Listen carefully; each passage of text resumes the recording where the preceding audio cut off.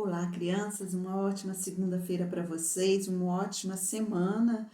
E começamos a semana encerrando o livro 2. Então, a gente está chegando hoje na nossa última aula do livro 2. Bom, nós vamos ter uma história, João e Maria, que essa história vai ser trabalhada com a tia Luana. Então, eu vou começar a aula de hoje lá na página 106.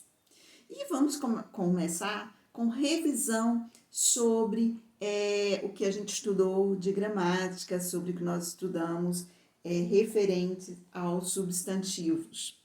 Então, vamos lá. E aos sinônimos, antônimos das palavras. Então, só para lembrar, o gênero, o substantivo, quer dizer, o substantivo, ele pode ser substantivo próprio ou ser um substantivo comum. Próprio aquele substantivo é o que nomeia. Próprio é quando ele nomeia seres, como assim, que ele dá um nome específico, que ajuda realmente a identificar qual é esse substantivo. Por exemplo, um lugar. Quando eu chamo de o nome de uma cidade, quando eu dou o nome a essa cidade, Cantagalo, substantivo próprio, é um nome próprio para Cantagalo. Substantivo simples é quando ele nomeia um conjunto de seres. Por exemplo, caneta. Eu não sei, né? Nem a caneta, aqui é um pincel. Mas eu não sei qual é essa caneta, não sei nem se ela é roxa ou se ela é azul, eu disse caneta. Então, eu estou falando, nomeando um grupo. Então, é um nome comum a um grupo. Caneta, eu tenho caneta preta, tenho caneta azul, vermelha, caneta de toda cor, né, de diferentes marcas. Então, estou dando nome comum quando eu falo caneta. Vamos lá. Esses substantivos, eles podem variar quanto ao gênero. Por exemplo, eu tenho substantivos masculinos e substantivos femininos. E dependendo, eu nem tenho essa variação. Mas, por exemplo, o cachorro, a cadela.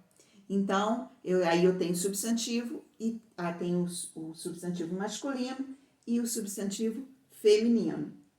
O grau também, ele pode variar o grau. Quando é um objeto ou uma forma, ele varia no tamanho, grande ou pequeno, ou ele pode simplesmente variar quando é uma forma mais carinhosa de falar e eu falo esse nome no diminutivo. Então, quanto ao grau, ele pode ser aumentativo ou diminutivo.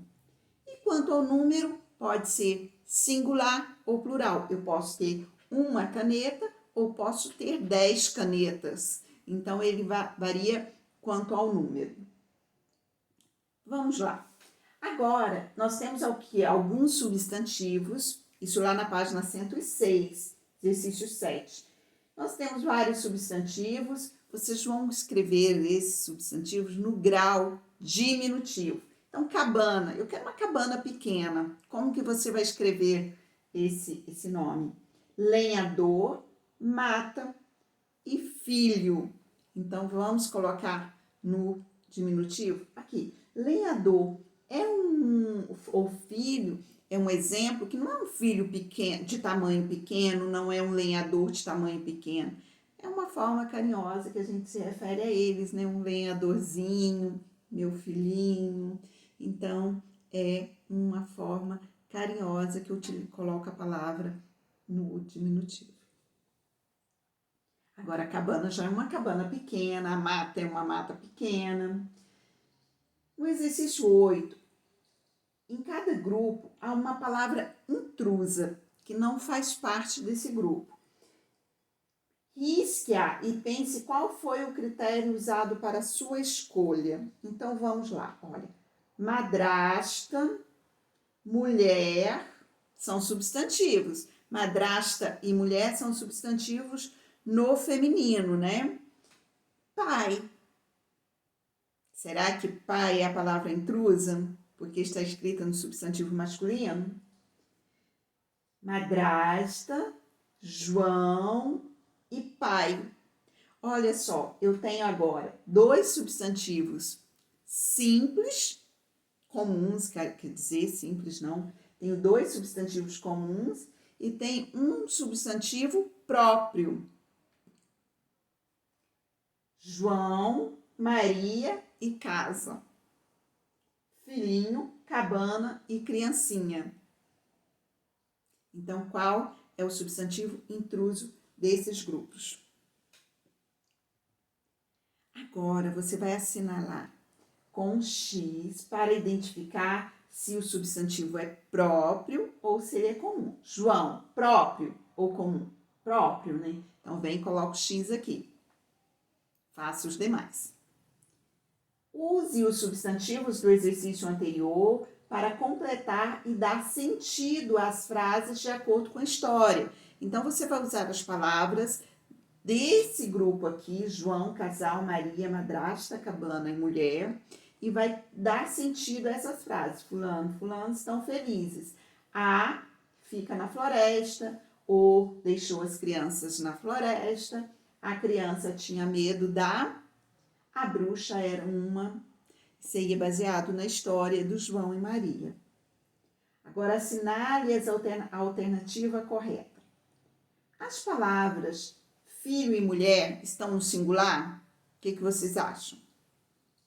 Filhos e mulher. As palavras lenhadores e crianças estão no plural?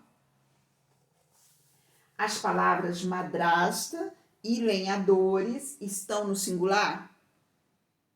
As palavras mata e crianças estão no plural? Você vai assinalar lá, fazer um círculo ali no que está na alternativa correta.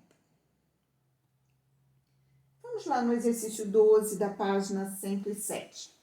As palavras na língua portuguesa podem ter significados semelhantes ou contrários.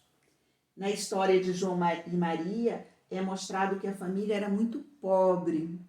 Olha só, a palavra destacada, quer dizer, pobre, ela pode ser substituída por humilde. Quando eu falo assim, fulano é muito humilde, tem uma vida muito humilde, ou aquela comunidade tem uma vida muito humilde, né? Quer dizer que ela é uma comunidade carente, pobre, né? Ou então ainda pode usar o termo miserável. Miserável quer dizer que vive de míseros, né? De dinheiro, de pouco dinheiro, é tudo pouco, é tudo muito minado. Então, ou desprovida, a família é desprovida de bens, é desprovida de dinheiro, é desprovida de conforto, é desprovida muitas vezes de comida, porque ele não tem.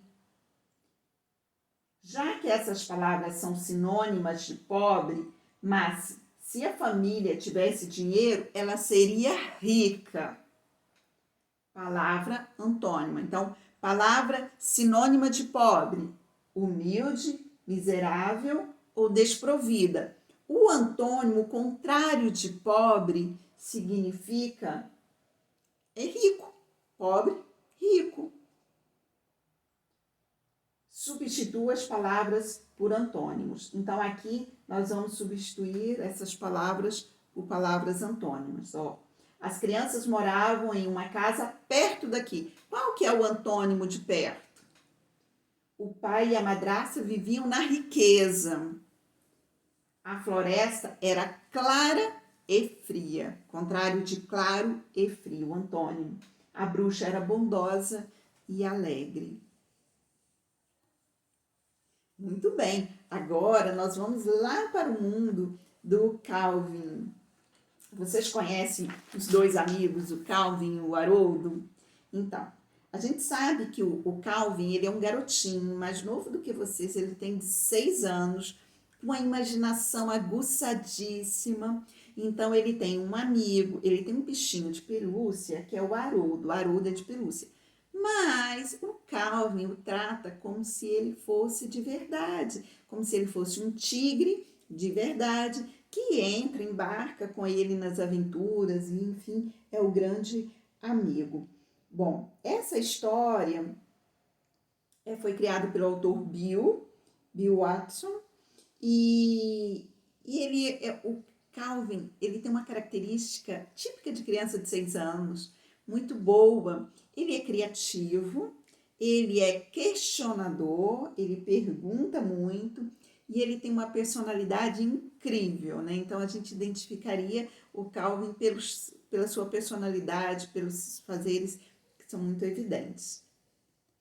Então vamos lá na tirinha. Eu adoro a tirinha e sei que vocês estudaram muito com a tia Luana. Então olha só. Cadê minha jaqueta? Eu já olhei em todo canto. Debaixo da cama, em cima da cadeira, na escada, na sala, na cozinha. Não está em lugar nenhum. Ó, abri o armário. Ó, aqui está. Quem foi que colocou nesse armário estúpido? Quer dizer, Calvin deixou na desorganização toda dele, ele podia ter deixado em qualquer lugar, mas a jaqueta estava guardada no lugar certo, ele já achou que fosse um absurdo que a jaqueta estava ali no armário. Quem foi que colocou essa jaqueta no armário? Então vamos lá. Quero que você leia essa tirinha. E depois responda as perguntas. O que Calvin está procurando? É a meia, o sapato? A jaqueta? O que ele está procurando? O Haroldo? Calvin procura sua jaqueta em vários lugares. Que lugares são esses? Então, você vai listar quais os lugares em que Calvin procura sua jaqueta. No último quadrinho, Calvin faz uma exclamação seguida de uma pergunta. Olha, eu vou ler o último quadrinho. Ó, aqui está. Quem foi que colocou nesse armário estúpido? Então, ele faz um questionamento, ele faz uma exclamação e em seguida ele faz uma pergunta. Escreva a frase exclamativa e escreva a frase interrogativa. Na frase interrogativa, ele utilizou 2 pontos de interrogação e no meio ele colocou um ponto de exclamação, mas isso foi para dar um pouco mais de ênfase à pergunta dele, tá? Bom, vamos nos exercícios propostos.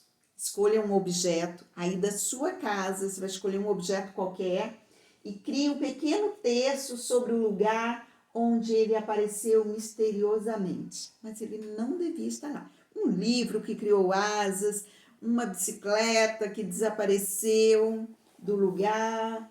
Vamos lá. Que mais? Uma vassoura que ela voou numa grande ventania. Você vai escolhendo aí os seus objetos que ele sumiu, desapareceu de forma inusitada e apareceu em outro lugar que você nem imaginou. Será que ele criou asas? Pode ser também um chapéu que fugiu da sua caixa, um tênis que fugiu da sapateira. E aí, gente, onde foi parar? Será? Então, quero que você crie um pequeno texto aí, em 3 linhas, que seja um pouquinho regado de um pouquinho de humor. Desenhe no espaço a seguir o objeto que você escolheu no exercício anterior. Então, desenhe, faça arte. E aí, nós terminamos por aqui. Estudamos nesse capítulo as receitas, aprendemos a fazer algumas coisas muito gostosas, muitos de vocês aprenderam e enquanto isso se familiarizaram com essa escrita, esse tipo de texto. Vimos também textos narrativos, né? Nós vimos que eles têm algumas estruturas, essas narrativas, a gente precisa identificar o tempo, onde aconteceu a história, as personagens com suas características e o problema enfrentado por essa personagem para que ela alcance seu objetivo. Vamos lá, que é chamado de conflito vivido por essa personagem. Vimos uma tirinha, que é o fragmento de uma história em quadrinho. Vimos palavras escritas com S, com SS, vimos que as palavras sempre começam com SS. Esse S no início da palavra tem o mesmo som do SS, utilizado entre duas vogais. Vimos que um S só entre duas vogais, ele tem som de Z. E vimos palavras antônimas, né? Que são palavras que têm o sentido contrário, perto, longe. Bonito, feio, alegre, triste. E aí, a gente encerra por aqui o livro 2. Beijos e até lá com o livro 3 na mão.